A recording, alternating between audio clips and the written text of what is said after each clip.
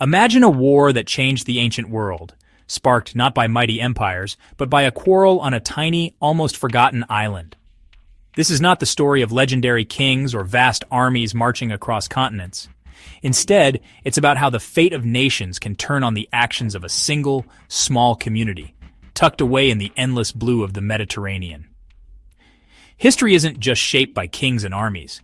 Sometimes the smallest places ignite the biggest fires. In the ancient world, even a remote island could become the spark that set the entire region ablaze, changing the course of history for generations to come. Corcyra, a small city-state, made choices to protect its trade and independence, never suspecting these would trigger a war between Athens and Sparta. Its leaders were focused on their own survival, unaware that their decisions would echo far beyond their shores. Their local problem became the world's problem, leading to the Peloponnesian War. What began as a dispute over alliances and autonomy soon spiraled into a conflict that drew in every major power in Greece.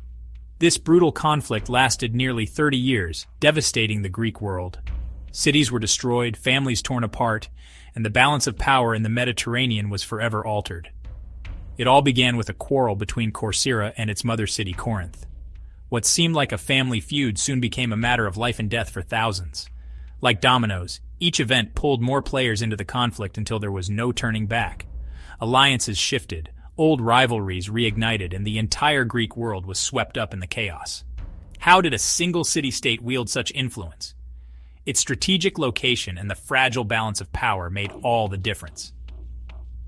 Corcyra sat at the crossroads of trade and politics, making it a prize both sides desperately wanted. Corcyra's actions tipped the scales, presenting opportunity to one superpower and threat to another. The choices of its people forced Athens and Sparta to take sides, setting the stage for a war that would engulf the entire region. This is the story of how a small dispute became the catalyst for a war that reshaped history, a reminder that even the tiniest spark can ignite a fire that burns across the world. To understand this story, you need to know what a city-state was. In the world of ancient Greece, the idea of a city-state was at the very heart of daily life and politics. Ancient Greece wasn't a single country, but a patchwork of fiercely independent city-states, each with its own government, laws, and army. These city-states, known as polis in Greek, were scattered across the mainland and islands, each one unique in its customs and ambitions. These were more than cities. They were mini-nations, proud and self-governing. Each city-state had its own identity, often with its own patron gods, festivals, and traditions that set it apart from its neighbors. Athens, Sparta, Corinth, and Thebes were all city-states, making alliances, waging wars, and competing for influence.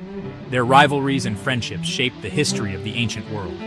Corcyra, our protagonist, was one such city-state, located on the island we now call Corfu. Its strategic position made it a key player in the region, controlling important sea routes. Founded as a colony by Corinth, Corcyra was politically independent, but shared a complicated relationship with its mother city. Ties of kinship and rivalry often went hand in hand. Colonies often kept friendly ties with their founders, but independence was a source of pride and conflict. The desire for autonomy sometimes led to bitter disputes. With hundreds of city-states, disputes were inevitable, and alliances shifted constantly. The political landscape was always changing, with new enemies and friends emerging overnight. Even a minor quarrel could draw in powerful friends and escalate rapidly. What started as a local disagreement could soon involve much of Greece. That's exactly what happened with Corcyra and Corinth. Their conflict would soon spiral far beyond their own borders. Their rivalry would become the first link in a chain leading to war, a war that would eventually engulf the entire Greek world. The Greek world of the 5th century BC was dominated by two superpowers, Athens and Sparta. Athens led a naval empire, the Delian League, while Sparta commanded the land-based Peloponnesian League. These alliances split Greece into two rival camps, each suspicious of the other. Athens was a democracy, a center of trade and culture, but also ambitious and often resented. Sparta was a militaristic society, ruled by kings, and deeply conservative. Both feared the other's growing power, creating a tense, unstable balance, like a powder keg waiting for a spark. Any shift in power could trigger conflict. Into this world stepped Corcyra, about to light the match. The stage was set, two giants, a fragile peace, and a small city-state about to tip the balance. The world was primed for war. It just needed a reason. That reason was about to arrive. The spark came from Epidamnus, a distant city founded by Corcyra, itself a colony of Corinth. When civil strife broke out in Epidamnus, the city's democrats asked Corcyra for help, but were refused. Desperate, they turned to Corinth, offering control in exchange for protection. Corinth, eager to outmaneuver its rival Corcyra, accepted and sent troops. Corcyra, furious at Corinth's intervention, sent its own fleet to blockade Epidamnus. What began as a local dispute now escalated into a direct confrontation between two naval powers. Corinth's move threatened Corcyra's influence. Corcyra's response challenged Corinth's ambitions. The first shots were fired, and a minor quarrel had become a military crisis. The rivalry between mother and colony was now a flashpoint for the entire region. The dominoes were falling. What started as a family feud was now a battle for supremacy. The world was watching. After a humiliating defeat at sea, the proud city-state of Corinth was determined to restore its honor and power. They began building a massive fleet, pouring resources and energy into creating a navy that could not only challenge, but utterly crush Corcyra, their rival across the Ionian Sea. The docks of Corinth bustled with activity as shipwrights and sailors prepared for the coming conflict, knowing that the fate of their city rested on the waves. Corcyra, isolated and aware of its vulnerability, realized it couldn't stand alone against Corinth's growing might. Desperate for survival, the Corcyrians looked to the only power strong enough to tip the balance: Athens, the rising force of the Greek world. This was a dramatic shift in Greek politics. Corcyra had always prided itself on its neutrality, steering clear of the great alliances and rivalries that divided the other city-states. But now, with war looming, it needed an ally more than ever before. Ambassadors from both sides soon arrived in Athens, each pleading their case before the powerful Athenian assembly. The city buzzed with debate and intrigue as the fate of the Greek world was discussed in crowded halls. Corinth's envoys warned Athens in grave tones: stay out of this quarrel, or risk shattering the fragile peace and plunging all of Greece into a wider, more devastating war. Meanwhile, Corcyra offered Athens a tempting alliance. If they joined forces, their combined fleets could dominate the seas and deter any enemy. Corcyra's ambassadors argued that war with Sparta and its allies was inevitable, and Athens couldn't afford to let Corcyra's powerful navy fall into enemy hands. The balance of power in Greece was at stake.